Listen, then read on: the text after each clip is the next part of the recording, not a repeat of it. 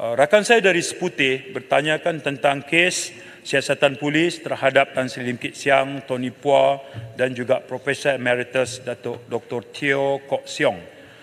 Suka saya sebut bahawa kertas inquiries ke atas Tan Sri Lim Kit Siang itu telah pun dihantar kepada Peguam Negara pada 14 hari bulan 12, manakala kertas siasatan terkait laporan terhadap Tony Phua besok 12 hari bulan akan diserahkan kepada pejabat Peguam Negara, manakala tidak ada aduan terhadap Profesor Datuk Dr. Teo Kok Siong setakat ini diterima oleh pasukan polis. Jadi oleh kerana tiada aduan, belum lagi siasatan dimulakan. Ya, Mak Menteri. Ya, terima kasih atas sedikit Mak Menteri berkenaan dengan Profesor Teo Kok Siong tadi. Walaupun tidak ada aduan, maknanya tidak ada laporan polis dibuat setakat ini, cuma sekadar Seputih membangkitkan dalam Dewan. Cuma saya difahamkan kedua-dua Firdaus Wong, pemilik portal The Merdeka Times, dan Profesor Teo dah maklum pada kami yang mereka akan dipanggil oleh pihak polis di Brickfield seminggu ini. Jadi atas dasar apa mereka dipanggil? Kenyataan mereka kah? Tentang penerbitan artikel tersebut kah? Jadi boleh jelaskan kepada kami kenapa ada laporan begini? Secara khusus saya merujuk kepada perkara yang dibangkit oleh Seputih terhadap ketika perbahasan. Jadi saya respon yang itu. Okey. Sehingga tadi ketika saya dipersiapkan oleh pegawai polis yang memberikan reaksi kepada ini, maka itu yang saya sebut. Kalau ada maklumat lain daripada itu merupakan perkembangan baru, saya tidak ada halangan untuk merujuk kembali dengan pasukan polis. Baik. Rakan saya dari Batu khusus bangkitkan soal apakah kementerian sudah pun ada hasrat untuk meminda undang-undang. Ya, terima kasih. Yang saya difahamkan Yang Menteri bahawa laporan polis dah dibuat ke atas itu apa nama dia? Itu Profesor Kok Siong itu. Ada laporan polis. Saya rasa di Pulau Pinang dan juga di Kuala Lumpur ada beberapa laporan polis, bukan tak ada laporan polis. Dan pada masa yang sama tentang laporan polis yang dibuat ke atas pihak yang hanya menyatakan kedudukan perlembagaan, adakah siasatan ini dapatlah ditutup supaya ia tidak diungkit-ungkit lagi? Kerana ini hanya suatu serangan politik yang tidak memberikan manfaat kepada siapa dan tidak juga menjejaskan hak mana-mana pihak. Seperti macam apa yang dinyatakan oleh itu Kok Siong, itu memang tidak berperlembagaan dan melanggari Akta Hasutan. Kita masih ingat ada seorang bekas ahli parlimen telah pun didapati bersalah kerana membuat kenyataan sedemikian, menutup semua sekolah vernacular dan didakwa dan kemudian didapati bersalah dan lepas itu dilucutkan haknya sebagai seorang ahli parlimen. Saya harap perkara ini jangan dimain-mainkan kerana dia merupakan salah satu asas fundamental dengan izin Tuan Sri Yang Pertua dalam perlembagaan persekutuan dan juga kontrak sosial mereka. Sekian, terima kasih. Yang Mak Menteri. Macam biasa respon sesuatu. Baik, terima kasih sahabat saya dari Bagan. Terhadap soalan asal penjelasan saya adalah kertas siasatan siap, kertas inquiries juga siap. Sekarang ada di pejabat Peguam Negara.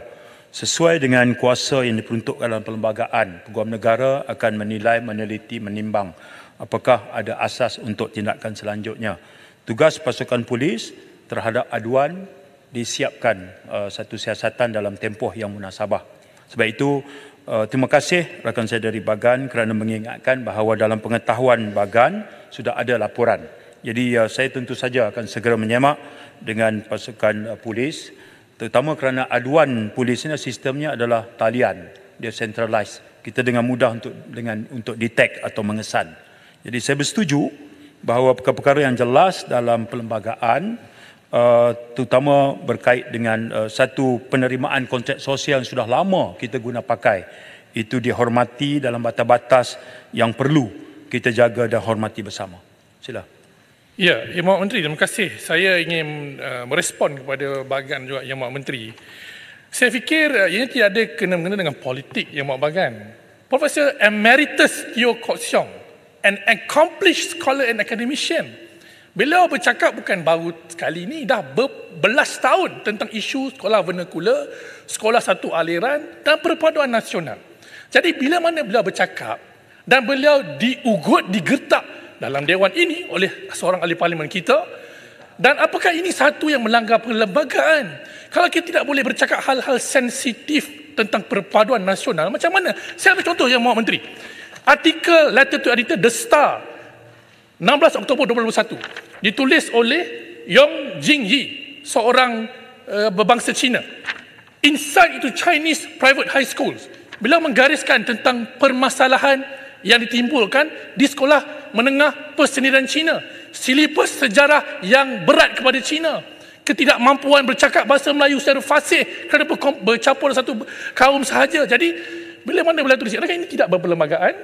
Kita bukan nak buat satu condemnation pada bangsa lain ataupun sekadar nak timbulkan isu rasis. Cuma bila seorang profesor membangkitkan isu ini, merisaukan tentang perpaduan nasional, biarlah beliau bercakap. Kalau tak setuju, lawan beliau menggunakan fakta akademik, bukan dengan ugutan bawa kepada pihak polis. Yang Mohd Menteri, saya nak betulkan saja sekejap. Perlu. Itu yang beruang seperti adalah hasil daripada sekolah menengah persendirian sekolah Cina. So dia pun fasih cakap dalam bahasa Cina. So tidak betul tuduhan melulu ini menyatakan yang datang daripada aliran sekolah ini tak boleh fasih dalam bahasa Cina. So itu sebab Kok Siong ini dia sudah lupa daratan. Dia sudah tidak tahu apa yang menjadi asas kepada perkara ini. Mungkin janganlah buat itu tuduhan yang melulu. Biar saya dulu. Saya Menteri, saya nak stick kepada poin saya belum pun 1/3. Saya nak sebut benda dulu ya. Pertama ni baru pegawai saya baru dapat. Bila mereka ikut perbahasan sekarang ya.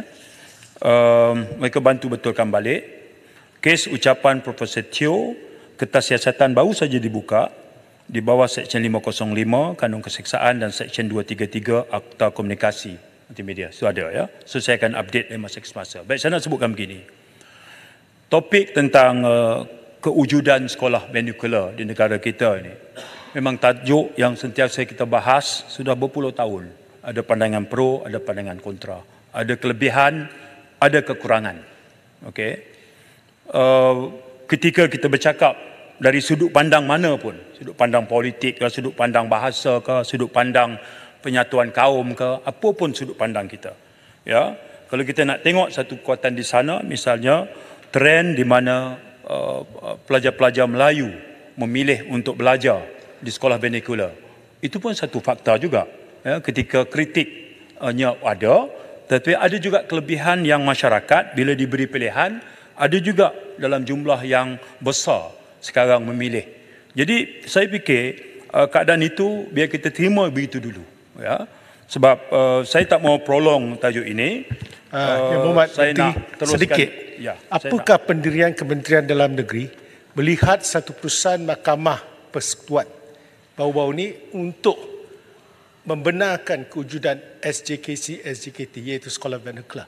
Kerana itu telah melalui satu proses Mahkamah Tinggi, Mahkamah Rayuan dan diputuskan secara mutlak di peringkat Mahkamah Persekutuan. Bermaksud kewujudannya adalah dijamin. Jadi apakah pendirian, adakah Yang Berhormat kita sebagai satu kerajaan madani menerima ini sebagai satu hakikat berlandaskan kepada kontrak sosial yang telah diperihalkan tadi? Terima kasih.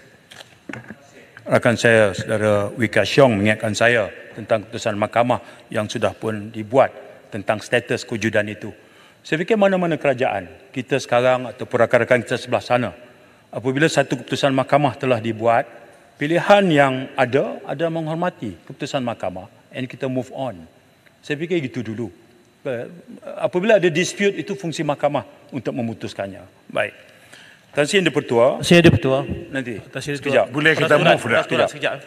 Batu tadi, saya mengulas tentang Peraturan Mesyuarat 36(9). Dalam apa-apa perbahasan tidak boleh disebutkan kelakuan atau sifat-sifat siapa-siapa ahli-ahli parlimen atau siapa-siapa pegawai kerajaan. Tadi Bagan sebut Profesor Teo Kok Siong lupa daratan. Nanti tak payahlah bawa dia sampai tahap itu. Itu pandangan akademik dia. Kalau boleh Bagan minta tarik balik atau betul. Dia sedang membincangkan apa yang telah dibawa oleh ahli lain. Okey, Dan waktu okey. dibawa tu tak ada bantahan pun. Baik. Terima kasih. Apa nama ni Bagan, saya setuju supaya perkataan lupa daratan tu ditarik balik lah. Betul. Biar mungkin Saya akur kepada perintah speaker. Tapi dia memang lupa segala-galanya. Okey. Terima kasih. Okey. Lupa daratan ditarik balik. Okey, move kan. Terima kasih.